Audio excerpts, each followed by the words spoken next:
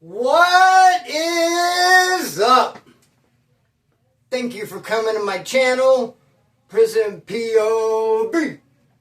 Shout out to the members of the channel.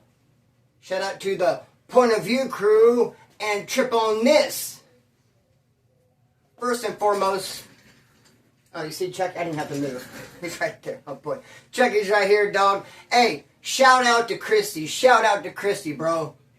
She came through in the clutch this morning. I was straight up stranded, dude. 7 a.m. You might find it hard to believe, like Splinter. How can you be stranded in Bakersfield, the town you're born and raised in? You wouldn't think it possible? And I guess I kind of wasn't all the way stranded, but then again, it was 7 a.m. and I was 30 minutes from my home. Clear on the other side of Bakersfield, brother. Stuck and stranded. I don't even want to get into why. I don't want to get into how. S10 didn't break down. The S10's fine. I'm fine. Dogs are fine. S10 is fine. Dude, stuck like Chuck, homeboy. Not talking about you, Chucky. And Christy, came through, man. Gonna send me an Uber just to... Shout out to Christy. Hey, shout out to my homeboy, Aaron Hitchcock. Much love to you, brother. Love that dude. He's another success story. He's a dude that used to like to get high and go to prison and run amok. And now he's clean, owns his own business. He's a paintball champion. Just a good, solid dude. And I got love for him, bro. Aaron Hitchcock, man. But dude, look at that last name, Hitchcock. How awesome is that? I love my last name, Burton. My name's Chris Burton. I like it. I wish my last name was Hitchcock. I wish I could be like, what's up, fool? Chris Hitchcock. What's up with it? Oh, you don't know my great-great-great-great-great-great-grandfather, Alfred? You don't know Alfred Hitchcock? Where you been? Dude, I love Alfred Hitchcock, homeboy. I, for one, love me some Alfred Hitchcock. He is the king of suspense, bro. Just the king of story writing. Often I'm told, Splinter, you tell a good story. That's not all the way by accident. I've been telling stories a long time. When I was in prison, I was a storyteller. And even when I was in school, bro, in class, I remember we'd always have to write stories, and I loved that. I'd get A's on those. I'd fail the things I didn't like. Math, F. Don't even try. Write a story, I'm all about it. A+. I'm going to sound like Alfred Hitchcock. Dude, my favorite Alfred Hitchcock is The Gambler. You got to watch that one. It's too, I don't want to try to explain that one here, because I'd rather you experience it for yourself without me explaining it. I won't do it justice. But dude, one I can do justice, one of my favorite Alfred Hitchcocks, bro, is that one where that dude gets busted murking a cop. He unalives a cop and he goes to jail. Then out of the blue, out of the woodwork, he gets a pen pal. Who can relate? I mean, that's happened to me before. That's just the greatest thing in the world. You're minding your own business in your cell. Mail call. You get, is this some pen pal? They just stumbled across your Addy somehow. Someone dropped it, and it's just like, all right, cool, I'm writing this chick, whatever. So this dude, unalived a cop, life in prison, gets a pen pal, starts writing this chick, dude. They fall in love. They're writing every day. She comes for visits. She ends up breaking him out, dude. Coming up with a plan just to break this fool out of the pinta, homeboy. So she executes her plan. She breaks him out. They run away. They go to a motel. She dies and cuts his hair, trying to change his appearance. Tells him, go take a shower and wash off the hair dye and the hair clippings. And so he's showering, dude. He's singing how happy he is. He's out of the pen. He's with his pen pal, his wife, his lover now. And he leaves the shower, leaves the bathroom, walks out into the bed area of the motel, and she's standing there like this. Got him at gunpoint. And he's like, what, dude? And he looks around, and he sees pictures of that cop that he murked, and her, his pen pal, his love interest, holding each other. She's like, you killed my husband. Dude, what? So the cop that he unalived was actually her husband. She only pen palled him to break him out of prison. To break him off, bro. Whoa, what a twist-a-rooski, dog. I didn't really do all that justice. I apologize to Alfred Hitchcock. I wish I was Chris Hitchcock for all intents and purposes. And you know what? Shout out to Aaron Hitchcock. That's the homie. Shout out to Christy. And Trip on This. Anything else? We're going to talk about Q-Tip. It's the name Q-Tip. The reason why his name's Q-Tip because he has a big head of bushy hair. which makes it even more interesting when you find out later on in the story that he tried to be a skinhead. Fool, you ain't shaving off that big old head of bushy hair. That's his identity. That's how he got his name Q-Tip, homeboy. He ain't cutting that off for nothing. I muted Q-Tip one day when he shut the fuck up. Hey, I meet Q-Tip out on the farm. The mellow minimum. And remember I told you there's a story where these two black dudes were playing catch?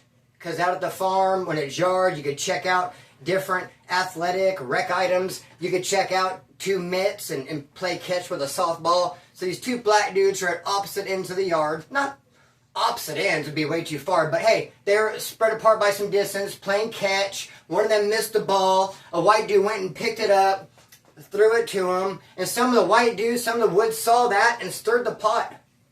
Stirred the pot on that white dude that went and picked up the ball that these two black dudes were playing catch with and gave it to him because they missed it. It was over by him. Dude, they stirred the pot and they actually ended up dragging him into a bathroom and whipping his ass.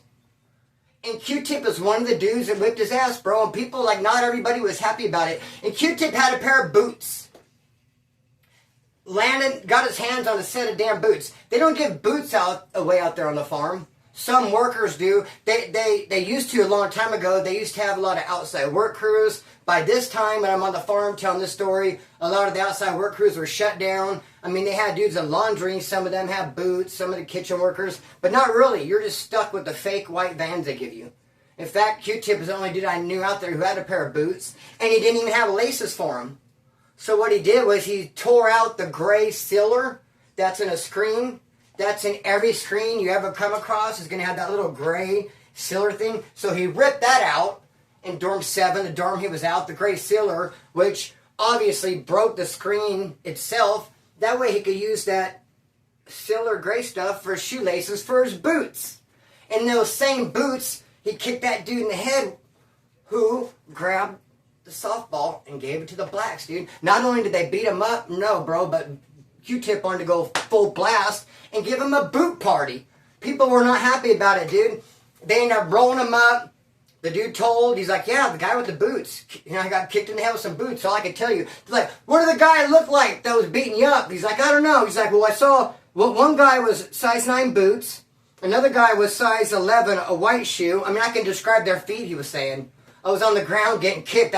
I know what their feet look like. I know what the hem of their pants look like. Their socks. One guy had like a dirty looking sock. So, bro, he got beat up. He did tell. Q-Tip got snatched up, him and his wavy ass head, and he got sent to pretrial, which is what they do when you get in trouble on the farm. And he goes to pretrial and he moves in with this Southsider from Compton, who's down here doing all these robberies. And Q-Tip lives with him for a good month or so before he catches a chain, goes to Wasco. Well, about a month later, about the same time that Q-Tip catches his chain and goes to Wasco, I get in trouble on the farm my damn self. And they roll me up, send me to pretrial as a punishment, and I go right into that cell with that Southsider from Compton, the same cell that Q-Tip just left. What are the odds? I mean, I'm out there at the farm with Q-Tip, he gets in trouble, goes, stays with the Southsider from Compton, moves out, and now I'm in the cell. I'm like, hey, what's up, man? He's like, yeah, I'm from Compton, we're talking. I was like, who was your last cellie? Oh, this wood named Q-Tip. I was like, Q-Tip was your cellie? He's like, yeah. He's like, man, he's like, that fool was weird, bro. I said, yes, dude, yeah, I mean, I can co-sign that. I know what you mean. I'm picking up what you're putting down, bro. And he said, man, he would always be on the door, and he'd always be yelling out, mustiness! Mustiness! He's like, he used to piss me off. He goes, sometimes I'd want to go over and just give him an elbow, just knock him in the back of his head, just grab his head, and just boom, hit into the door, because he'd always be like, mustiness. And he's like, what does that even mean? Splinter, now he's asking me, and I'm like, mustiness? I don't know. I was like, give me more context. Like, now I'm curious. Now I want to figure this out. He was on the door yelling, mustiness. He's like, yeah, usually when people would be getting a visit, they'd be calling people out for visits, and he'd be like, mustiness. And he's like, I thought he was saying, like, you smell musty for your visit. Like, mustiness. Like, you're getting a visit. You're going to go out there smelling straight up musty and stinky for your people at your visit. And I was like, no, dude, it dawned on me. I was like, he wasn't saying mustiness. He was saying, must be nice. Must be nice. Because these fools are getting a visit, bro. Every time they'd be like, Alexander, cell 104, visit. He'd be like, must be nice that you're getting a visit, bro. So Q-Tip was a folio homeboy. Be that as it may. He gets out on the streets, dude. He is from a gang called Bodfish Mafia. Q-Tip from Bodfish Mafia. Bodfish is up there with Lake Isabella, Kernville, Weldon. I don't know all the little towns. Now, Elwood runs all that up there now. Elwood runs the whole mountain, homeboy. Used to be Bodfish Mafia. It's Elwood full blast. Now I'm clowning.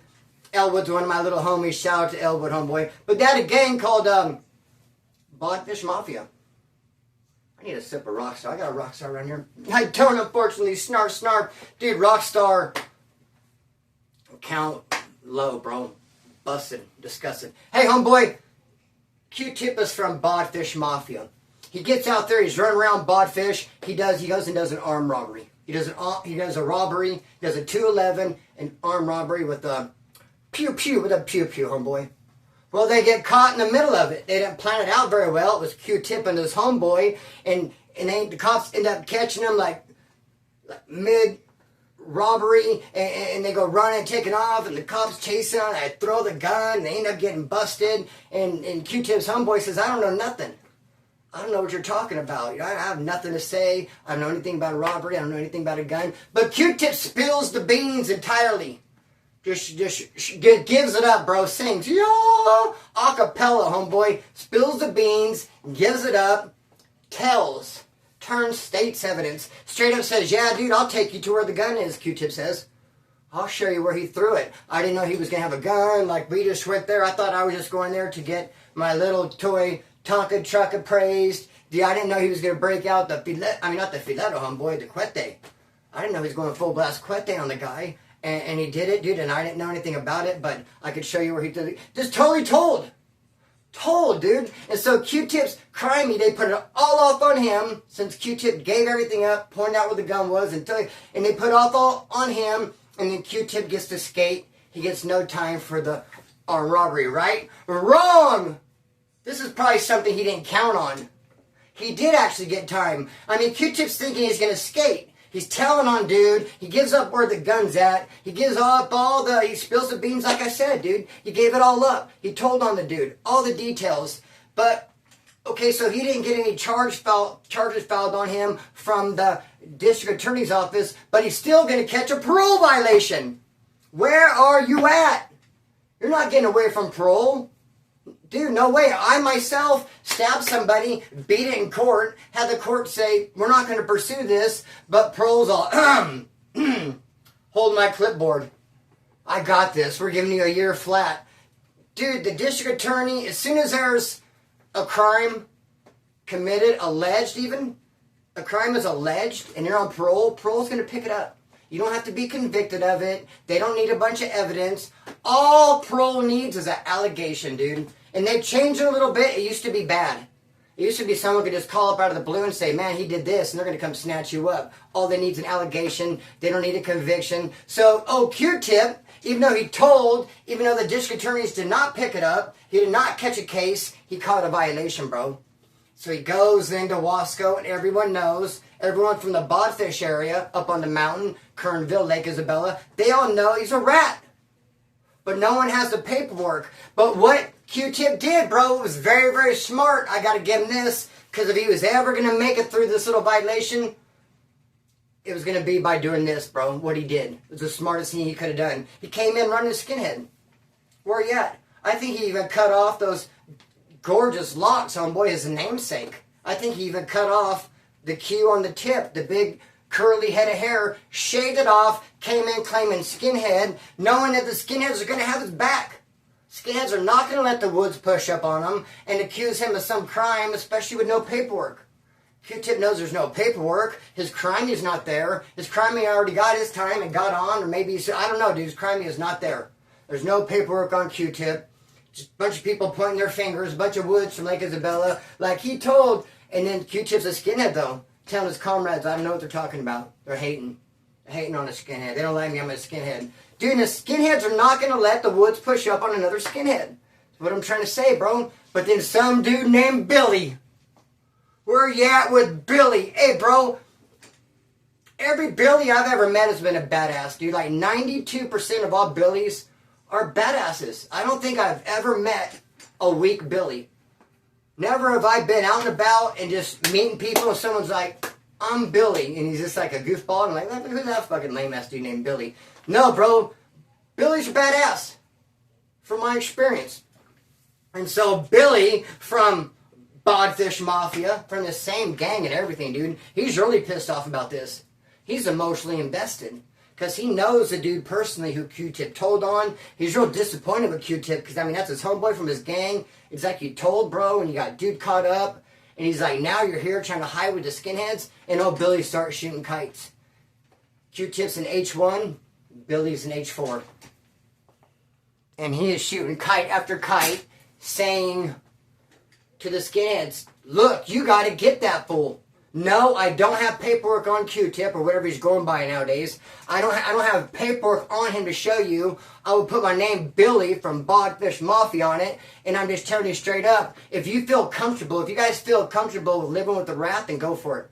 If you can get up in the morning and look at yourself in the mirror, if you can lay down in bed and tuck yourself in nice and tight and have a good night's sleep, if you feel like gangsters, if you guys feel solid and like you're in good stand, like if you guys feel good about what you're doing, like hiding a rat in your midst, then by all means go for it. But I'm telling you straight up, that dude's a rat.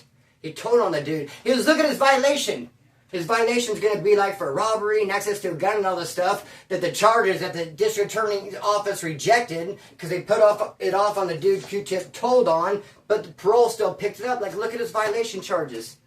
They're the thing, you know? And so, dude, after many a kite, after many convincing, like Billy wouldn't let it go. It was like a kite a day, just sitting over there. And you know, Q-Tip's over there just sweating bullets, like, leave me alone. Like, fuck, dude, he's probably putting so much work in, trying to self-preservation. Like, he's probably constantly having to tell his kids, like, I don't know what these guys are talking about, or hating on me, like I boned dude's old lady. I don't know what he was saying, dude, but he must have been, A, scared, and B, working that freaking mouthpiece overtime, homeboy. Hey, you know what? It bought him a little bit of time, but eventually those skinheads just said, fuck it, we're going to just get rid of this dude. I mean, we're getting kites every day about him. It, you know, just all these people co-signing. So, Q-Tip left on a stretcher that day. Skinheads finally just said, fizz-uck it, dog. And I wonder if Q-Tip felt it coming. I wonder if there was that, like, a minute or two when they quit looking at him, quit acknowledging him. It got kind of, like, cold as ice in there, and you could feel the tension. He's like, oh, fuck. The tide has turned. One too many kites. They're on to me. Bro, he went out on a stretcher, homeboy. Now trip on this dude named Buzzard. And let me tell you, here's my notes, dude. Look, I started off this morning with these notes. Look at. These are the guys I'm talking about. Q-Tip, Buzzard, and Corn Dog. Yes, there's a dude named Corn Dog. We may not get to the Corn Dog story. But that's what that paper started off out this morning. Q-Tip, Buzzard, Corn Dog. And Sue sees it. And she's like, what's a buzzard? She's thinking it's a grocery list. She's thinking, I'm like, let me see, I need some Q-Tips. I need some corn dogs. And I need me a few of them buzzards, homeboy. So, I told Sue, like, quit tripping. Don't worry about it. Hey, don't worry about that shiznit. I'm going to push some prison politics on you, Sue. You shouldn't be looking at it. Let me get at your people right now. Now it's game time. Hey, dogs. Hey, Buzzard, bro. Buzzard is a skinhead from Bakersfield at CMC West. And he's in SAP. He's in the SAP building, bro. They have two SAP buildings. They have building 10, where I'm at, and building 9, where Buzzard's at. We never really saw them because not only do they have two SAP buildings, they also have two SAP times. They have like a morning SAP and then like an afternoon SAP. So Buzzard, even though he was a skinhead, but he was from Bakersfield, bro. We considered him a homeboy. I would have interacted with him more, but like I said, he's in 9 and I'm in 10. And not only that, like I'm in morning SAP, he's in afternoon SAP. So we just always miss each other. Never caught each other, ever, bro. So, but he's a skinhead, hangs out with the skinheads full blast. That's who he kicks it with, dude. Well, one day, we hear that the skinheads are getting ready to move on Buzzard. They're going to move on him, bro. I think they're sharpening up their pieces. Like, they really feel offended. They're plotting on Buzzard. It's something that just happened, like, within the last couple hours. they've already had their meeting, the skinheads have, and they've already judged Buzzard. And they're calling him guilty or getting ready to move on him. Homeboy, judge, jury, here comes the executioner. Skinheads getting ready to move on Buzzard, a skinhead from Bakersfield. The reason why is he smoked cigarettes, and he was getting cigarettes from the blacks. But they were already rolled, meaning that the blacks licked them, which is like a big no-no, bro. I mean, might as well be, pretty much they call that you're smoking after the blacks, which is a major rule. I can only stay in this room. Even with the AC fixed and blowing air, bro, I can only stay in this room for so long without busting a damn sweat, bro. Hey, they consider that just as bad as smoking after black, and that's one of the major rules that you don't want to break, bro, that you'll get in trouble for. That's like a big one. And so, Buzzard, it makes it even worse. He's a skinhead. Shouldn't even really be smoking anyway. He's in debt 50% of the time because of it. And so, bro, now he's getting cigarettes from the blacks that were already rolled, licked. So the skinheads heard about it. So then we go to Buzzard. Me and one other, there's only 2 or 3 of us, maybe 4, maybe someone I'm not thinking. If I sat down and really thought, busted my noggin, there's probably 4 of us from Bakersfield on that yard. Not counting Buzzard, who's from Bakersfield, but a skinhead. But only me and one other homeboy went to Buzzard and said, dude, you're getting ready to get got. I hope you have a plan. I mean, first of all, what the fuck are you doing? Getting cigarettes from the blacks, bro, already rolled up. But not only that, we can talk about that later. You're getting ready to get moved on. You better do something. You better think fast. Come up with a plan. Like, we'll have your back. You're from Bakersfield. You come up with a plan, bro. If we like the plan, we'll ride with you. Because, dude, they're getting ready to move on you, homie. And we don't really think you have it coming. But, like, what the fuck are you doing that for anyway? And, like, because, dude, it makes Bakersfield look bad. We feel if skinheads take out a dude from Bakersfield. Even though he might be a skinhead, he's our homeboy first. Before he was a skinhead, bro, he came out that womb in Bakersfield, California. He was walking around, bro. He was a baby from Bakersfield. Homeboy came first. Skinhead came later, bro. We're not going to let skinheads just take one of our homeboys out, even if he rides with them. So we gave him an opportunity to explain himself, which the skinheads were not going to do. They were just going to cut him. Because a lot of people saw it. And Buzzard said, no, dude, no, you're tripping. He seals them with a glue stick. He's not even licking them. He's not licking them. He's just rolling them, but he uses a glue stick. So we did some investigating. Asked around. Sure enough, the black guy rolls these cigarettes, sells cigarettes pre-rolled, seals them with the glue stick. Not licking them. Even wears gloves, homeboy, not even touching them. Where the fuck you at? So we have Buzzard's back on it. We went and told the skinheads, hey, we already heard about you. You guys want to break our homeboy off? Like, we're here to shortstop that. We don't agree with it. And it was a glue. And kind of foul, you weren't even going to give Buzzard an opportunity to explain himself. And pretty foul, you didn't do any kind of investigation. You're just ready to freaking cut dude and get him out of here. And they're like, well, we don't really like him smoking anyway. And he's in debt majority of the time over that shit anyway. So we were just considered it, you know what? Let's just get rid of him. But they gave him a pass because they weren't licked. They were glue sticked. That rhymed. They weren't licked. They were glue sticked. They weren't licked. They were glue sticked. So hey, they gave him a pass, dude. But then later on, trip on this, dude. A skinhead tries to burn our homeboy Danny Farmer. Rest in peace. Who I love. Danny Farmer is my dog. I can make a whole video called Danny Farmer. Great friend of mine. Rest in peace. He's no longer with us. He was out there with us at CMC West, but he was on the camp yard. Dude, he had a job. He was going to the beach every day at San Luis Obispo and picking up trash. You know, people were just throwing out cans of tobacco, pounds of weed. Dude, they were hitting like nobody's business out there, dude. They just were coming up fat. And so, Danny, whatever, how he did it, don't know how, don't care, it doesn't matter. Homeboy Danny Farmer from Bakersfield made a deal with the skinhead over here on a bunch of tobacco, and dude just burned them. They met at the library, because we all share one central library. All 4 yards, 1, 2, 3, 4. The camp yard is 3. All share a library, meet at the library, do business, handle business, whatever. He met up at the library, dude, gave us tobacco, now dude's burning them. So we pushed up on the skinhead. and said, dude, not even close. That's not even close to how it's going to go down. Bro, I am here as Danny Farmer. I'm Danny Farmer. Like, I'm just his representative. I might as well be him. And I'm here to collect my money. There's just no way I'm going to be in 10, you're going to be in 9, and you burn my dog Danny Farmer from the streets, dude. Bro, I'm so tempted to just start telling stories about that dude. Love his life. He had no tattoos.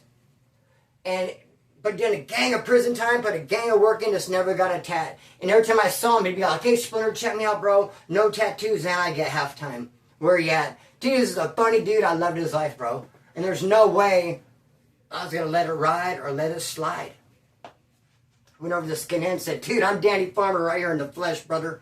You better break yourself. You're paying my homeboy. What do you own?